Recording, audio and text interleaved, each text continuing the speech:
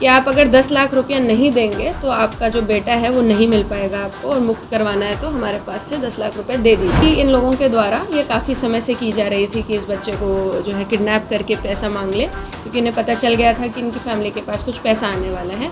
तो इनके द्वारा इस जो है प्लानिंग कई दिन से बनाई जा रही थी। तो इसी क्रम में जो FIR दर्ज भी कर ली गई है और बाकी के भी इनके जो साथी अभियुक्त थे उनको भी खोजा जा रहा है। बच्चे को अपने साथ घुमा ही रहा था गाड़ी में उस समय तक, उसने कहीं स्टेबल अभी तक नहीं किया था। उसी के क्रम में फिर जो है इसकी बरामदगी कर सके।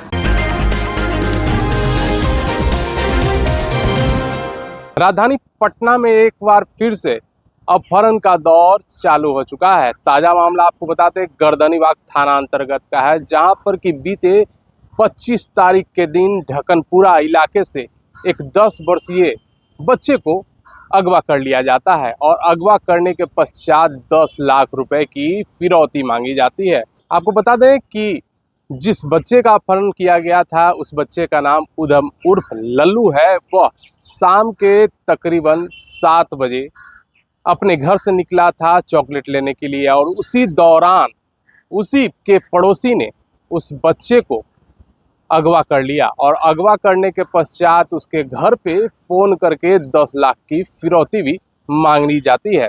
आपको बता दें कि उसके घर में ज़मीन का एक डील होने वाला था, जिसकी जानकारी उसके पड़ोसी को थी, और पड़ोसी को जब इसकी जानकारी होती है तो उसके बच्चे को अगवा कर लिया जाता है और अगवा करने के पश्चात उसके परिजनों से 10 लाख रुपए की फिरौती की मांग की जा रही है। और इस पर क्या विशेष जानकारी दे रहे हैं पटना के सेंट्रल SP दीक्षा, आइए जरा देखते हैं। इस वर्ष के वो घर से चॉकलेट इत्यादि लेने निकले थे, पर कुछ समय तक जब वो लौटे नहीं और कोई उससे संपर्क नहीं हो पाया तो उनके परिजनों ने उनके पुत्र को खोजना शुरू किया। तो कुछ समय बाद उन्हें फिर फ़ोन आया कि आप अगर 10 लाख रुपया नहीं देंगे तो आपका जो बेटा है वो नहीं मिल पाएगा आपको, और मुक्त करवाना है तो हमारे पास से 10 लाख रुपए दे दीजिए।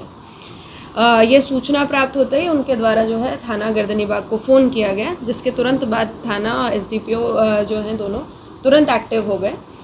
PO पर जाके इन्होंने जो है CCTV कैमरास खंगालने शुरू किए और सब पता लगाना शुरू किया, और जो तकनीकी अनुसंधान इत्यादि के माध्यम से जो अपहरण करता है उनको भी खोजा। इसी क्रम में कुछ समय बाद करीब 1-2 घंटे के अंदर ही बच्चे को बरामद कर लिया गया। उसके बाद जो अपहरण करता है उनका भी पता लगाना शुरू किया तो उनकी पहचान हो गई थी। इसमें फिर इसी क्रम में एक अनीश कुमार जो है वहीं ढक्कनपुरा का ही निवासी है, उसको गिरफ्तार भी फिर कर लिया गया है। इस क्रम में एक होंडा सिटी जो है गाड़ी वो भी बरामद की गई है, जिसके अंदर बैठा के बच्चे को ले जाया गया था। बच्चे के द्वारा ही यह सूचना भी दी गई कि इस गाड़ी में उसको बैठा के ले गए थे। तो ये गाड़ी भी बरामद कर ली गई और वह फ़ोन भी बरामद हो गया है, जिससे कि कॉल लगाया गया था बच्चे के लिए फिरौती मांगने का। ये जो प्लानिंग थी इन लोगों के द्वारा ये काफ़ी समय से की जा रही थी कि इस बच्चे को जो है किडनैप करके पैसा मांग ले, क्योंकि इन्हें पता चल गया था कि इनकी फैमिली के पास कुछ पैसा आने वाला है। तो इनके द्वारा इस जो है प्लानिंग कई दिन से बनाई जा रही थी। तो इसी क्रम में जो FIR दर्ज भी कर ली गई है और बाकी के भी इनके जो साथी अभियुक्त थे उनको भी खोजा जा रहा है। इसको जो है फाइनल किया जा रहा है। अराउंड 4-5 लोग तो लग रहे हैं कि शामिल हो सकते हैं। एक की गिरफ्तारी की गई है, जो मेन अभियुक्त था जो उसको साथ में लेके गया था उसकी। शामिल कितने लोग थे? बाकी अभी जो है अनुसंधान अंतर्गत है, क्योंकि अगर रिवील करते हैं तो भी उसमें इश्यूज हैं। पूछताछ में क्या बताया कितने लोग शामिल थे घटना को? इसके कुछ 3-4 दोस्त और थे। बच्चे को अपने साथ घुमा ही रहा था गाड़ी में उस समय तक, उसने कहीं स्टेबल अभी तक नहीं किया था। उसी के क्रम में फिर जो है इसकी बरामदगी कर सके। अभी करते क्या है अपराधी? अपराधकर्मी वहीं आसपास ही रहते हैं, छोटा मोटा काम कुछ करते हैं। गाड़ी किसके नाम पर? गाड़ी एक अपराधकर्मी जो साथी था उसी के नाम पर थी। किस चीज का पैसा आने वाला? ज़मीन से रिलेटेड पैसा इसका जो है। बच्चा के पिता क्या करते हैं?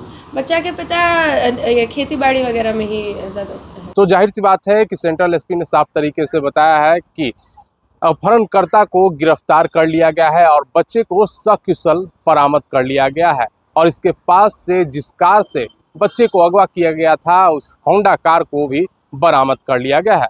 पटना से NBC 24 के लिए अजय शर्मा की रिपोर्ट।